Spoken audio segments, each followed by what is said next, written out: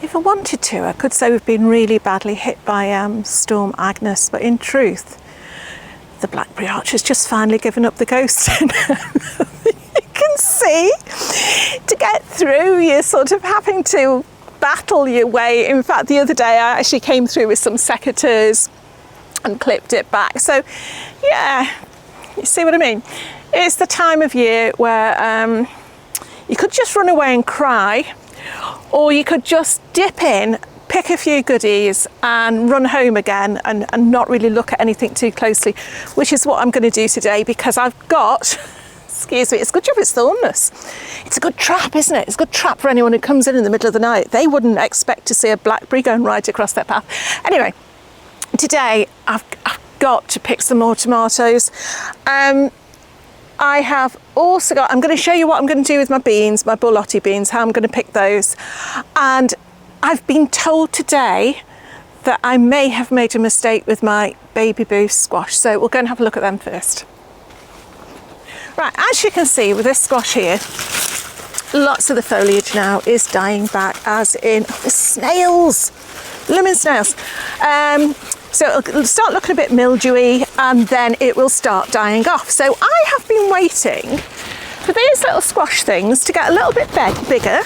And just like with your ordinary winter squash, I was waiting for these little stems to get a bit woody and think that they were ready to pick then. But this is the first time I've grown these. And I was talking to Danny from the Grapevine Garden earlier, because he actually gifted me the seeds. And I said, when are they actually ready? I said, because they're taking an age. And he said, well, how big are they? And I did say the size of tennis balls. I mean, I suppose it's, you wouldn't want to play tennis with that. But he said, oh, for goodness sake, Jen, he said, pick them, because really they're meant to be about 3 inches diameter and about 2 inches deep. So I've been waiting for them to get bigger. Oh, I'm going to show you this in a minute. Look at these little blighters. Can you see him there? Can you see him? That little snail, bless you. Bless you, little snail. Off to the lavender. Off to lavender heaven. Yeah, so apparently that is okay, and actually it's very sweet. I don't know if it would fill you up, but now he said that, I can then start, I mean that one's probably a bit small, but you know what, I'm going to pick it anyway. I can then start to look in and see we've actually got quite a few, so look. And then I'll show you this one here. Oh dear. I don't know if I should show this one before the watershed. But make of it what you will. But good size squash. Yeah, so now I know that, I'll probably have, there's going to be someone on there watching us there who's an absolute mini squash expert saying, Jane, you've ruined them. But actually, I don't care anymore, because the plants is another one, his brother, look, off to lavender heaven with you. They look good. Ah, maybe these are the ones that are meant to be 2 inches and 3 inches, because these, you see, I don't think that's ready, but look, how pretty is that?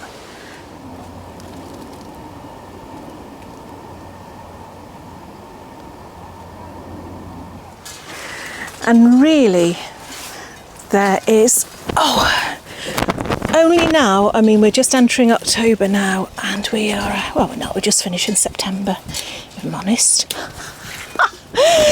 Completely forgot then.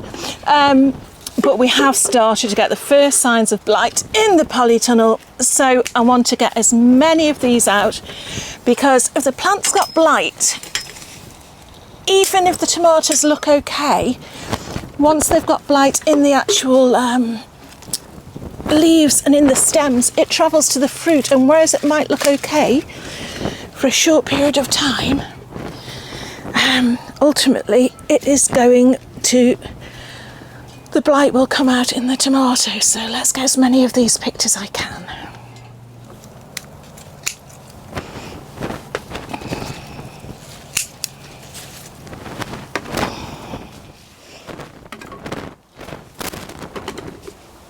While I'm in here, let me just show you our Christmas sprouts, which have just been dumped in a pot of compost. We've got 2 pots like this, in the hope that come Christmas time these sprouts will be just right. If they come a little bit sooner, we might just pick them and freeze them. But yeah, it's the ideal, isn't it? Coming and picking your own vegetables for Christmas Day.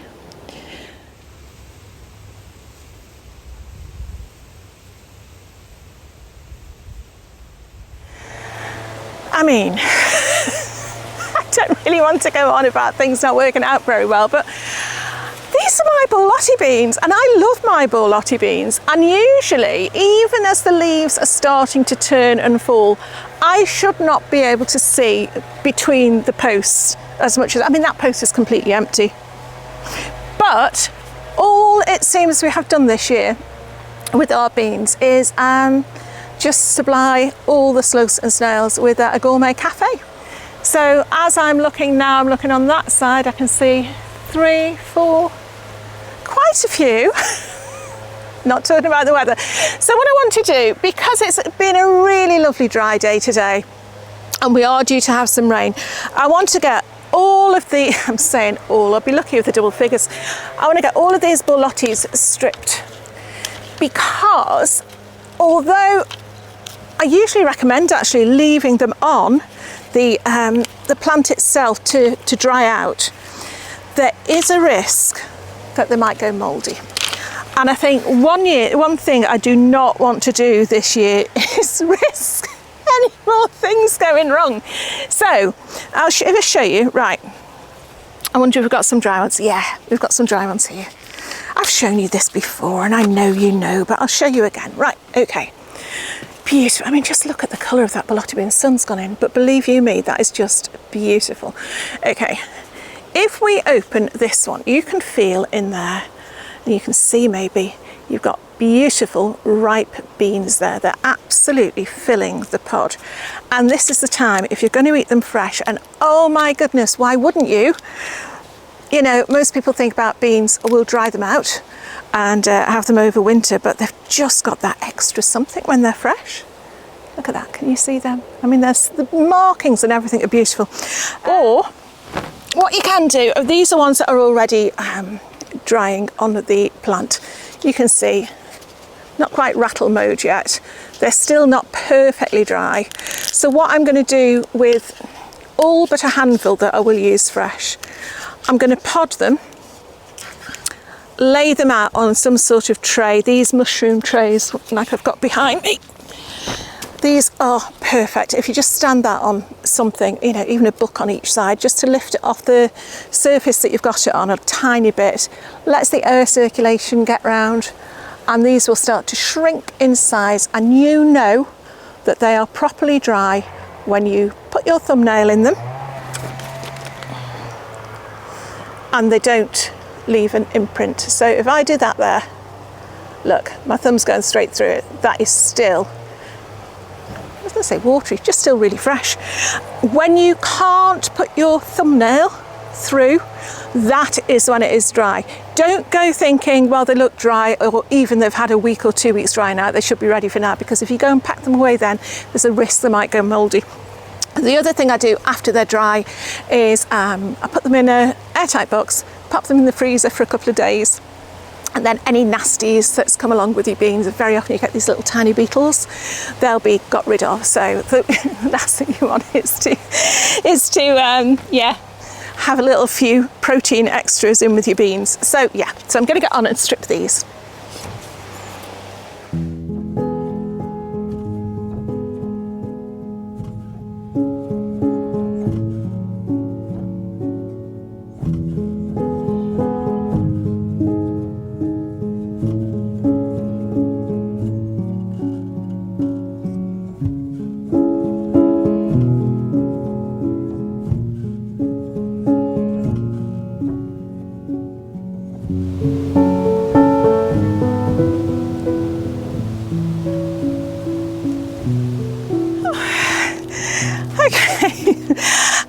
Enough. Oh, there's a bean. I think I've got enough to be getting on with for now. So what I'm going to do, I'm going to take you down to the shed and show you what else I've got.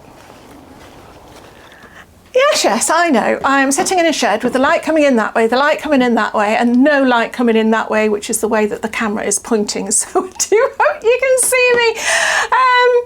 I've put these here just because, I mean, just look, I'm just dead proud of them, to be honest.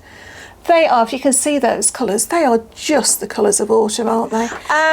But also last weekend was taken up by visiting the Malvern Autumn Show. And if you're not in the UK, what we have something called the RHS, which is the Royal Horticultural Society, and they have shows intermittently over the summer at various different places. The most famous one is Chelsea. Is it Chelsea? Yes, RHS. I went down with my daughter, and it was so nice to show her things that I see each year, but she's seeing through fresh eyes because, you know, the excitement was palpable. So really, really enjoyed that.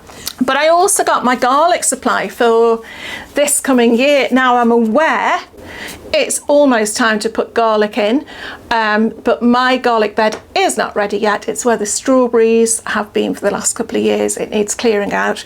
So I'll be planting these separate cloves in just little pots of compost to let them get a head start. But I got one called Blanc de Lemon,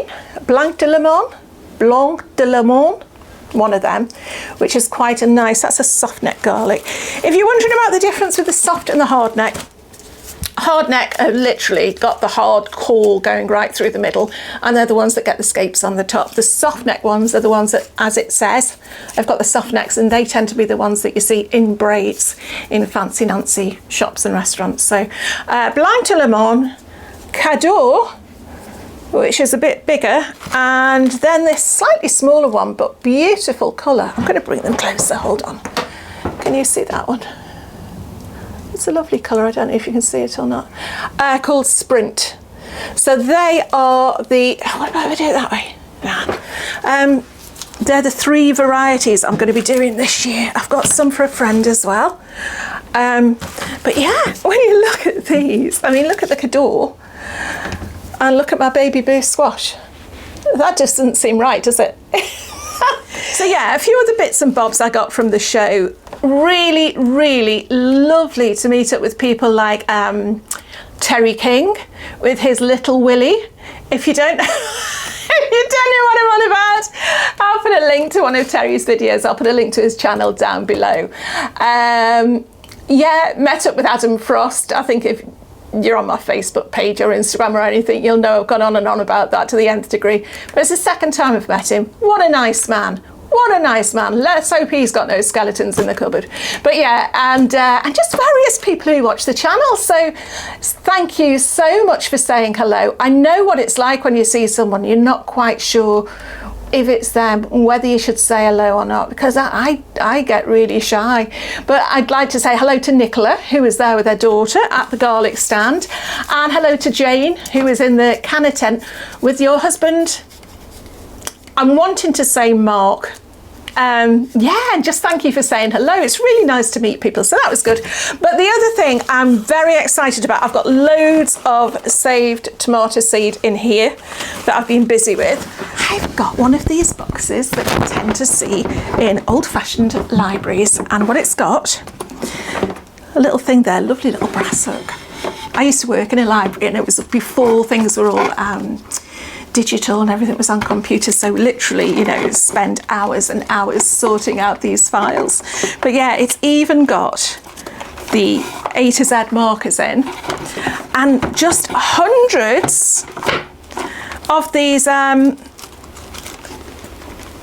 packets that were obviously used for slides, photographs. I don't know, I don't really know what it's used for. Obviously it wasn't a library, but I'm hoping, these are like a greaseproof paper. I'm hoping these are going to do for my saved seed. I'm not too sure. I might have a little,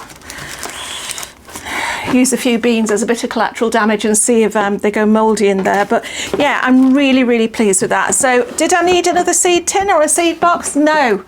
Am I pleased with this one? I'm overjoyed. So yes, so that's down here as well, and we've been getting on with bits and bobs in the shed. We've got the solar lights that are refusing to come on, but yeah, I'm looking forward to being able to show you this in the coming months when it's dark outside but it's cosy and we've got the fire on in here. Hopefully I'll see you again soon.